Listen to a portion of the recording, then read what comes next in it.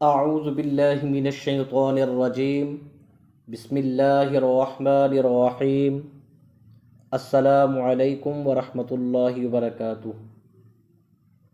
عزیز طلبہ، آج کا ہمارا سبق ہے کبھی پر اور کبھی باریک پڑھے جانے والے الفاظ۔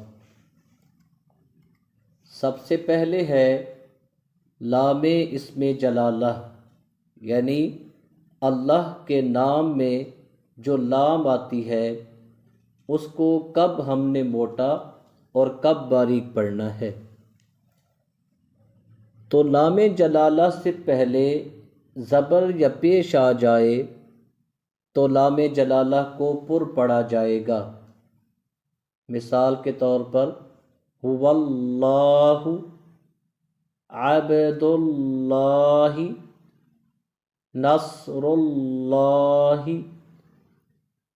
اگر لام جلالہ سے پہلے زیر آ جائے تو اس صورت میں لام جلالہ کو باریک پڑھا جائے گا، جیسے بسم اللہ، للہ، قل اللہم۔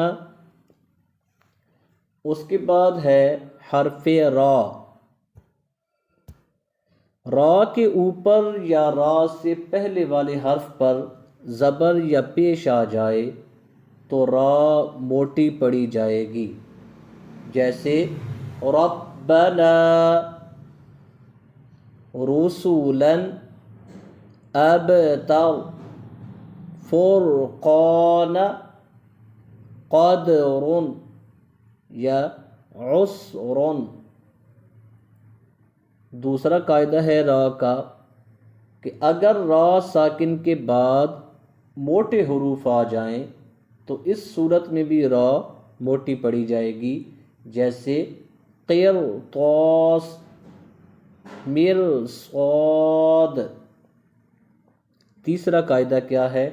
را کے نیچے زیر یا را سے پہلے زیر ہو تو را باریک پڑھی جائے گی، جیسے ریماح، ریح، فردوس، فرعون، حجر، بکر۔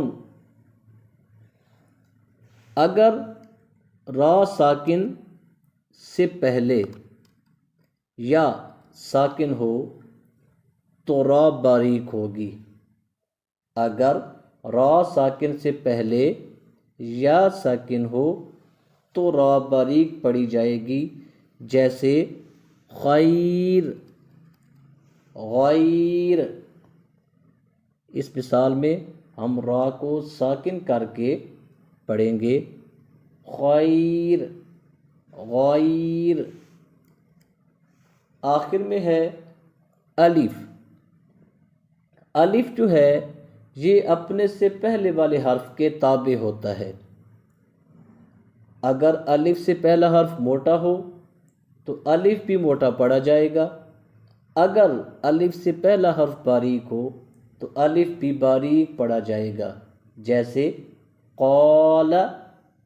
اب یہاں پہ الف سے پہلے قاف چونکہ موٹے حروف میں سے ہے تو الف کو بھی موٹا پڑھا جائے گا، قال۔